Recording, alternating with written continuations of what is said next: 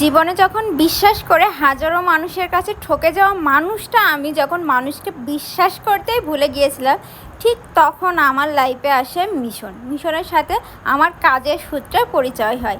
এরপর আস্তে আস্তে ওর সাথে খুব ভালো সম্পর্ক হয়। প্রথম প্রথম ভাবতাম যতই সম্পর্ক ভালো হোক এটা মনে হয় টিকবে না, অন্য 10টা 5টা সম্পর্কের মতনই ভেঙে যাবে। কিন্তু সে আমাকে ভুল প্রমাণ করে আমার ছোট ভাইয়ের জায়গাটা আদায় করে নিয়েছে। এখন ও আমার ছোট ভাই।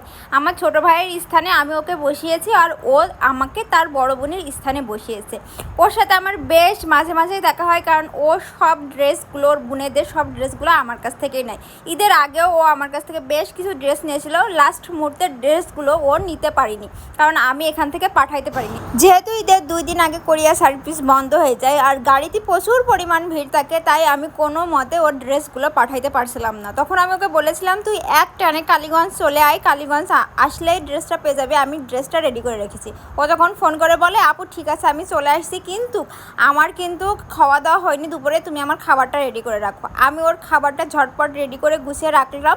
ও আসার সাথে সাথেই ওকে আমি খেতে বসে দিয়েছিলাম। খাওয়া দাওয়া শেষ করে ও বেশিক্ষণ লেট করেনি, চলে গেল। ও যখন বিদায় নিচ্ছিল তখন খুব খারাপ লাগছিল, কারণ আমাদের সর্বোচ্চ হলেও আধা ঘন্টার একটা সুন্দর মিট আপ হয়েছিল, আর আধা ঘন্টায় আমাদের তো গল্প শেষ হয় না, তাই মনটা বেশ খারাপ হয়ে গিয়েছিল।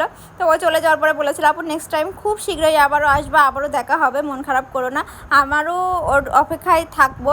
আর আপনাদের ভাইয়া বলছিল মিশন এত দূর তো চলে গেল কেন, একদম কিছু ভালো লাগছে না। আর এটাই ছিল আজকে মিশনের গল্প।